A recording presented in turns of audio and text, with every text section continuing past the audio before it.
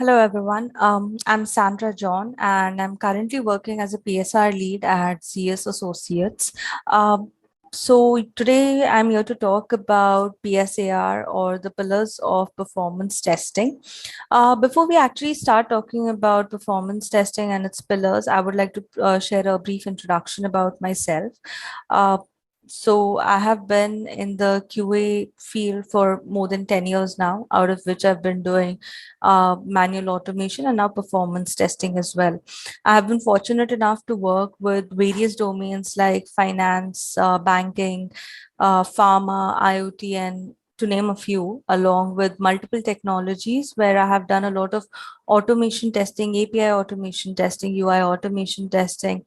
I have also done created frameworks for IoT automation testing.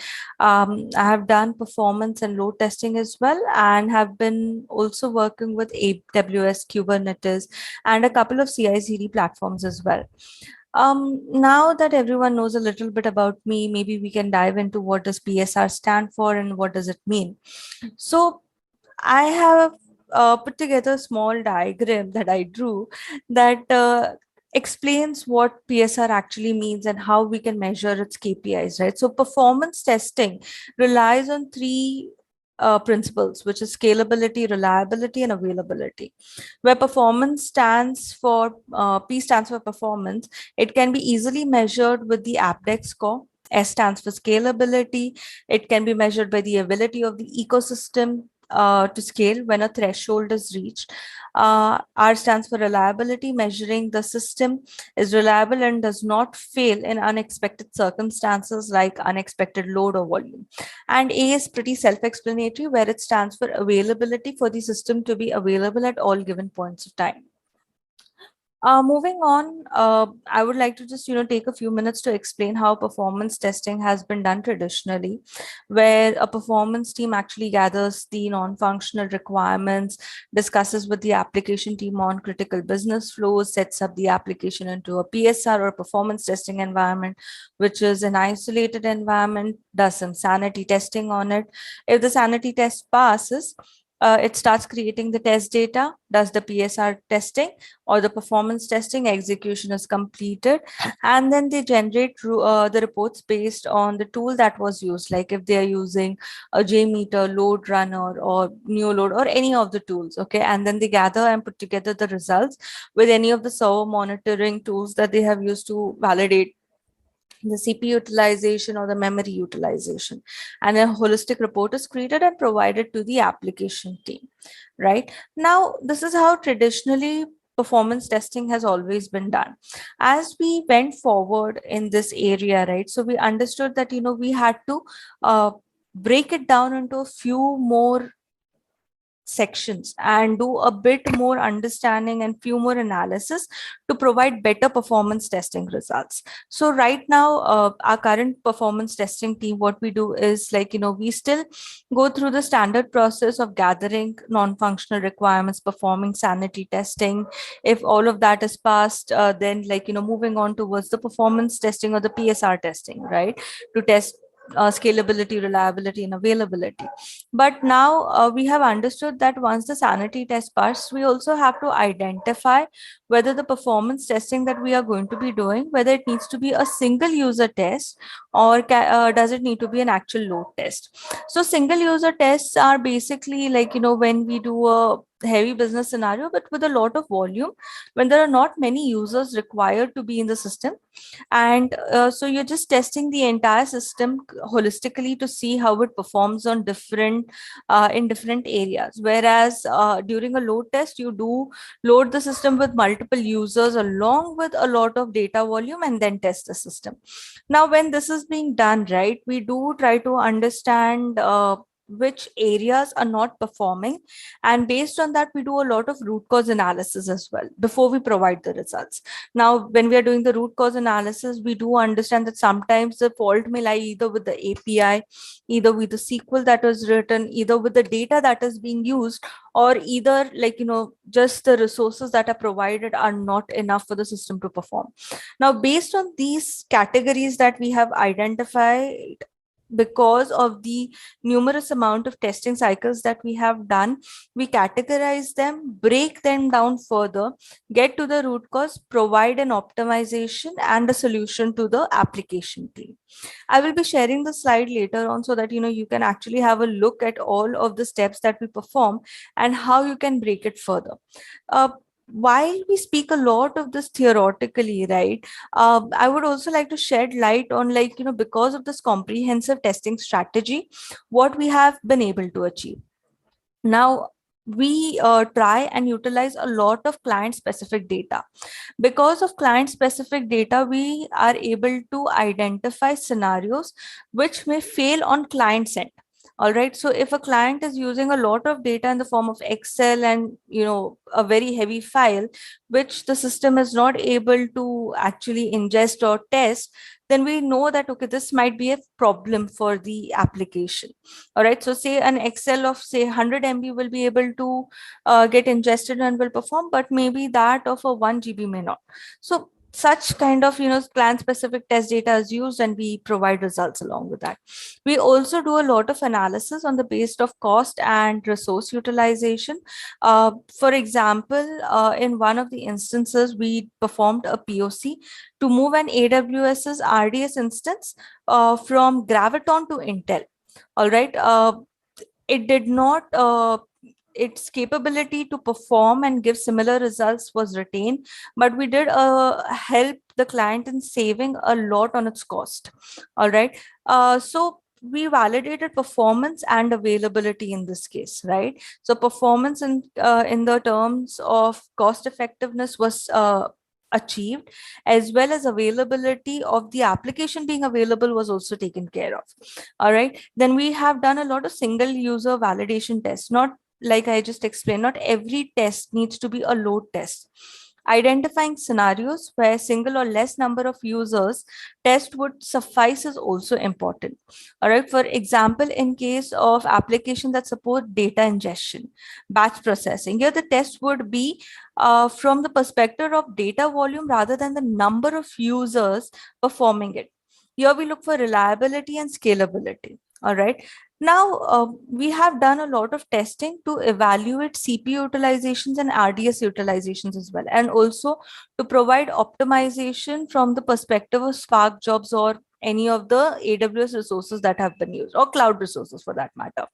All right. While we identify the resources for heavy processes and provide configuration and setting to optimize their resource utilizations. All right. So we identify them, we analyze them, we break them down and provide solutions accordingly. Here we are validating the principles of reliability, availability, and scalability. Now, though it is great to hear a lot about theoretical implementations, I would just like to take a few moments to explain two use cases that we have come across. So we had this application that came across with a lot of technological challenges, where there was a lot of big data being used. There were multiple AWS resources in picture. There was Spark configurations. There were CI/CD pipelines, and there was a automatic automation pipeline for configuration generation. Right. The challenges that came across were like, complex functionalities like ingesting the data, transferring data from different source and destination, creating data quality checks and verifying them. And then, seeing that, while all of this happening, the application is actually performant, is able to ingest the amount of data that we are providing it, and also creating test data for such applications. So we created utilities, we wrote Python programs to create such things. And then after all of the testing was done, we documented each and every change, report, and observation so that we could utilize them further and provide similar reports for future applications to compare with. Right. So this is how we did the PSR testing in the scenario. We isolated the entire application into a performance testing environment. All right. We set all of the configurations to its basic, be it Spark jobs, be it EMRs that were being used, AWS resources, or anything. All right. Then we created the test data. All right. For creating test data, we understood that we can't just, start, making data, right? So we wrote utilities for it. We wrote utilities in Python that could actually process it faster. It didn't require a very prominent environment or an IDE to do it. It could be done on the flow. And then, like, we created separate pipelines and environmental dependencies within the PSR testing environment. As we started from the minimum, we were able to do extrapolation at later ends and do the same testing with more heavier data configurations and heavy data sets as well. Based on that, we were able to come up with different Spark jobs and their configuration recommendations for performance tuning within the AWS instances, within the Spark jobs, within the EMRs to achieve higher performance and better cost effectivity. Now that we did that entire test, we were able to document it properly. So any application that would come on similar lines in the future, those applications can use this as a reference points to compare and then continue their testing as well. All right. The second part of this problem statement, or a second problem statement that we have come across, is that ZS has come up with many individual projects or products, right, that they have launched, and many clients have been successfully using it until now, right? But there was a need where the clients have been asking for a mix and match of products. So ZS launched a platform or an integration platform recently known as Zayden, where we have trying to be where all of these applications will come under a single umbrella, right? And the client can actually select those applications and do their testing. Now, the challenge that arises now is that these applications have been tested earlier in silos, right? That means they had individual resources, they had their individual components, their billing system was individual. Now, with all of the multiple applications coming together, they will be sharing resources and they will be sharing cost as well. So currently we are coming up with a test strategy that would actually help us bring of all of this together. We did a POC on that as well. We're taking it step by understanding individual applications and their implications on cost and resources from their previous tests, and then bringing them together under a single, say, RDS instance or a single AWS instance, and then understanding when they work together, even though they're different applications, but they're sharing data. Now, when they're doing that, what kind of impact it will have on the user, the resources, the cost and data and everything that is being shared. So we are still performing those POCs. We are analyzing their billing factors, we are analyzing their resource utilizations, and based on individual client needs, we are trying to provide individual solutions to them. So to sum it all up, right, PSR testing and the impact that we have created is completely dependent on the challenges that the clients actually face, the kind of cost management analysis that we do and bring down cost and resource utilizations. It gives them a lot more confidence in the projects that we are working on for them, helps us define performance parameters, provide reference points for application with similar implementations in futures as well. All in all, this is the impact that we have been creating until now, and we plan to do that in future as well.